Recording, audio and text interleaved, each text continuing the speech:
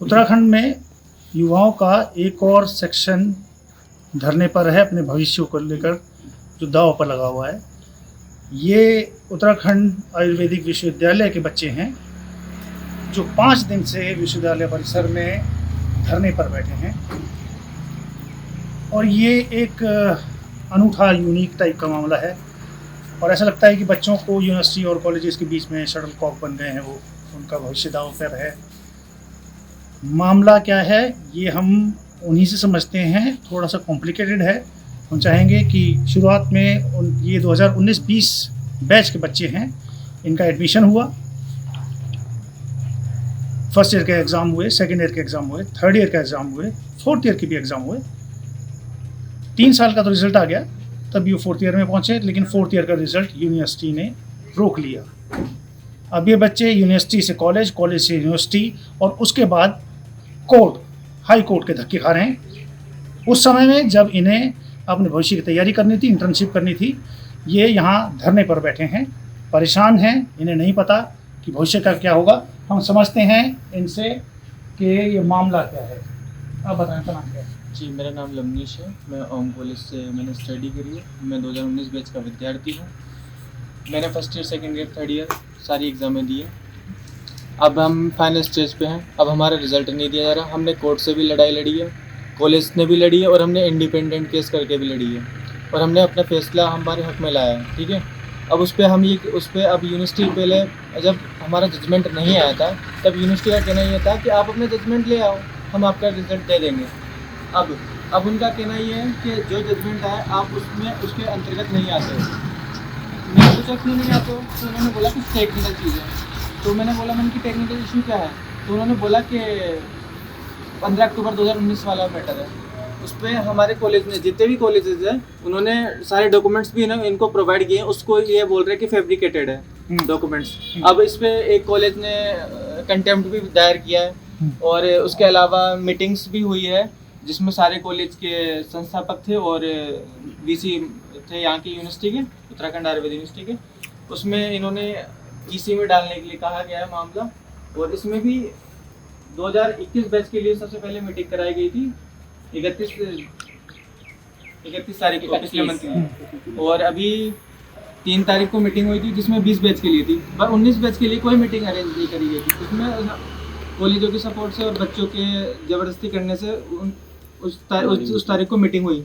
But उसका 21 batch का तो उन्होंने लिखित में दिया, ठीक है, बट 20 बैच का और 19 बैच का कोई लिखित में हमें कुछ भी नहीं दिया गया मीटिंग का। मीटिंग में हमसे बोल दिया गया कि अच्छा, ये इतनी डिटेल्स में ना जाके आप मुझे ये बताएं कि ये जो आपका एडमिशन का था 19-20 का जो पेज है वो क्या है कि सीट्स फिल नहीं हुई, कॉलेज वहाँ हाई कोर्ट गए, एक इंटरिम ऑर्डर आया, मुझे ज़रा ये विस्तार से बताएं। सर 2019 बैच का सुप्रीम कोर्ट का एक इंटरिम ऑर्डर था कि एक उसमें डेट मेंशन थी 15/10/2019। इससे पहले के जो बच्चे हैं वो सारे लीगल हैं। हाई कोर्ट का ऑर्डर था? नहीं, ये सुप्रीम कोर्ट का ऑर्डर था। हाई कोर्ट का तो ऑर्डर जो आया है अभी 7/5/2026 में, वो केवल हाई कोर्ट ने कंप्लाई किया है सुप्रीम कोर्ट के ऑर्डर को, ठीक है। उसके अनुसार हमारे सारी स्टडी चलती रही। हमारे कॉलेज ने एडमिशन लिए। हमें केवल कॉलेज ने ये बताया कि आप एडमिशन लिए, एनरोलमेंट नंबर तो सर हमें यूनिवर्सिटी ने ही दिया। कोर्ट के आदेश पे हमारा फर्स्ट ईयर का एग्जाम कराया, सेकंड ईयर का कराया, रिजल्ट दिया, थर्ड ईयर का कराया, रिजल्ट दिया, फाइनल ईयर का कराया, रिजल्ट दिया। फाइनल ईयर में भी रिजल्ट दिया। कुछ बच्चों का, नॉन काउंसलिंग बच्चों का, उनकी इंटर्नशिप भी कराई, उनकी इंटर्नशिप भी कंप्लीट हो गई। लेकिन हम लोगों का आधे बच्चों का रिजल्ट रोक के रखा है। किस लिए रोक के रखा है ये बता नहीं रहे हैं। ये बोल रहे हैं हमारे पास आपके खिलाफ डॉक्यूमेंट है, तो हमें डॉक्यूमेंट दिखाओ या कोर्ट में आप सबमिट करो। कोर्ट में भी नहीं लगाते हैं, नहीं दिखाते हैं। तो आप में से कोई ऐसा भी बच्चा था जिसकी आपकी शायद इंटर्नशिप भी हो गई? जी। हाँ, अब बताएं आपका ये कैसे? जी, हमारी मतलब उस टाइम जब रिजल्ट फाइनल ईयर का आना था तो उस टाइम उन्होंने, जो दूसरे रजिस्ट्रार थे, तो उन्होंने बोला कि आप जो है एफिडेविट जमा करें, एक मीटिंग बैठी जो हमने प्रदर्शन करे कि हमारा रिजल्ट निकालो, हमारी क्या गलती है इसमें, जो हमने फाइनल ईयर तक अपना मतलब पूरी पढ़ाई कंप्लीट कर ली है। तो फिर उसके बाद उन्होंने कहा कि आप जो है सब लोग एफिडेविट जमा करो, हम आपका रिजल्ट निकाल देंगे। जब कोर्ट का ऑर्डर आएगा हाई कोर्ट से तो फिर हम आपका जो है आपको क्लियर कर देंगे पूरा। तो जब हमने जो एफिडेविट दिया एफिडेविट देने के बाद हमारी इंटर्नशिप स्टार्ट हुई। हमने जो है पूरी अब 1 साल की इंटर्नशिप पूरी कर ली है और अब जो है हाई कोर्ट का ऑर्डर भी लेकर आ गए 7 मई जो है 2026 को। और उसमें जो है हमें कर दिया कि इन बच्चों को जो है रेगुलाइज कर दिया जाए। और फिर कंडेम डाली तो कंडेम में भी कह दिया उन्होंने जो है कि यूनिवर्सिटी रिजल्ट मतलब निकाले, जारी करे, और नहीं करती है तो बाकी हम जो है इनको यूँ कोर्ट में खींचेंगे और जो कार्यवाही होगी कानूनी कार्यवाही करेंगे इनको। अच्छा, हाँ, ये रजिस्ट्रार से हमारी बात हुई थी, बताते सरकार ने विजिलेंस को ऑर्डर भी दिया है सारे मामले की जांच के लिए, और आप हाई कोर्ट से आपका कहना है आप जीत गए हैं। मुझे एक बच्चा बता रहा था कि प्रशासन का कहना है, रजिस्ट्रार या फिर यूनिवर्सिटी प्रशासन का कहना है कि वो इसे सुप्रीम कोर्ट में चैलेंज करेंगे। ये इस समय आपके दिमाग में क्या चल रहा है? ये सब होना था या इंटर्नशिप करनी थी, भविष्य की तैयारी करनी थी? कहाँ फंस गए आप? सर एट दिस टाइम पे हम 12th पास है सर। मैंने 2018 में 12th पास आउट किया था। आज मेरी क्या औकात है, मैं 12th पास आउट हूँ सर। मैंने 2019 में यहाँ पर उत्तराखंड में आकर एडमिशन लिया है। ये उत्तराखंड देवभूमि है, बट यहाँ पर करप्शन इतना टॉप पे है ना सर। मैं राजस्थान से बिलोंग करता हूँ, राजस्थान को मैं कहीं ज़्यादा ऊपर समझता हूँ अब इस लेवल में कि भाई वहाँ की एजुकेशन बहुत सही है। मेरे घर वालों ने मुझे साफ मना कर दिया है, तुम घर पे आना मत, जब आना तब डिग्री लेके आना। हमारे पास कोई ऑप्शन नहीं रहा है अब, ना घर जाने का। वो एक मुहावरा है, धोबी का कुत्ता, ना घर का ना घाट का। तो वही हालत आज हमारी हो चुकी है। इसीलिए सर यूनिवर्सिटी में बैठे, इसलिए हम आज यूनिवर्सिटी में बैठे, और आज हमें 5वां दिन है आज ही हमारा। और बैठे रहने का। आपको लग रहा है कि आपके धरने प्रदर्शन से या इस चीज़ फिर से सर- एजुकेशन से कोई फर्क पड़ रहा है? किसी को कोई फर्क नहीं पड़ रहा, कोई आकर हमसे बात नहीं कर रहा सर। ना वीसी सर यहाँ पर हैं, क्या वीसी सर को पता नहीं है? सबको सब पता है सर। सब अनजान बनने की कोशिश करते हैं सर। छुट्टी पे है, कुछ जो भी रीज़न है उनका, पर सब अनजान बनने की कोशिश करते हैं। मैं यहाँ की शासन को क्या पता नहीं, यहाँ की LIU हर चीज़ नोट करती है यहाँ पर आकर के। क्या उन्हें पता नहीं है यहाँ के शासन को कि यहाँ पर क्या चल रहा है उत्तराखंड आयुर्वेद विश्वविद्यालय में?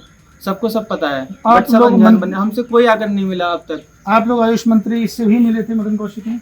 मेरे पास इन्फॉर्मेशन। आप में से कौन गया था? मैं मिला था मदन कौशिक जी से। हाँ। पहले 1-2 बार तो मीटिंग हुई, उन्होंने बोला था कि हम करेंगे, मैटर को देख रहे हैं, लेकिन उसके बाद भी उन्होंने मिलने से मना कर दिया था कि मेरे पास मत आओ आप बार बार। और फिर हम लोग कहाँ जाए, ना हमारी कॉलेज सुन रहा है, ना यूनिवर्सिटी सुन रही है, ना प्रशासन सुन रहा है, ना सरकार सुन रही है। आप 300 के करीब बच्चे हैं? जी सर, हम 2019 बैच में 300 के करीब बच्चे हैं, जिसमें से एफिडेविट लेकर इन्होंने 35+ बच्चों का रिजल्ट घोषित कर दिया था। उनका क्यों घोषित कर दिया इन्होंने? ये बोलते हैं कि हम लोगों पर कार्रवाई करेंगे। सबसे पहले कार्रवाई तो आप अपनी यूनिवर्सिटी से शुरू कीजिए, जिन्होंने ये घोटाला किया है, जिन रजिस्ट्रार ने किया है, जिस BC ने किया है। रिजल्ट कैसे निकाला है इन्होंने? हमारे खिलाफ FIR करने की धमकी देते हैं, हमारे पेरेंट्स के खिलाफ FIR करने की धमकी देते हैं। क्या हमारे पेरेंट्स फ्रॉड हैं? इसीलिए उन्होंने 20-25 लाख रुपए हमारे ऊपर खर्च किए, इनको पैसा दिया है। हम कहाँ जाएं अब? ये एक बहुत मुश्किल वक्त है इन बच्चों के लिए, और शर्मनाक तस्वीर है। यूनिवर्सिटी ने एडमिशन ले लिया, कॉलेज ने एडमिशन ले लिया, यूनिवर्सिटी ने एनरोलमेंट दे दिया, एग्ज़ाम करवाया, उसके बाद अचानक सब हाथ छोड़ के खड़े हो गए हैं। ना सरकार सुन रही है, यूनिवर्सिटी कुछ कहने के तैयार है, ना कॉलेज। अब ये बच्चे जो कई राज्यों से आए हैं, बिहार से, महाराष्ट्र से, राजस्थान से, UP से, वो यहाँ रहकर 4 साल पढ़ाई करने के बाद अब इन्हें समझ में नहीं आ रहा कि हम कहाँ जाएँ। जैसे कि बच्चे ने बोला, उनकी हालत धोबी के कुत्ते की हो गई है, ना घर का ना घाट का, परिवारों की उम्मीदें टूट गई हैं। 8 साल इन बच्चों को यहाँ हो गए हैं। देवभूमि उत्तराखंड की शिक्षा व्यवस्था के लिए बहुत अच्छी बातें सरकारें दावा करती रहती हैं, उच्च शिक्षा में, स्कूली शिक्षा में हम बहुत नंबर 1 हैं, लेकिन ये सारा प्रकरण बहुत ही उलझाने वाला और मैं कहूँगा शर्मनाक है। ये बच्चे, इनको कुछ नहीं पता कि क्या होने वाला है, और ना ही ऐसा लग रहा है कि कोई इनकी सुन रहा है। BSCV के लिए देहरादून से मैं राजेश जोगिया।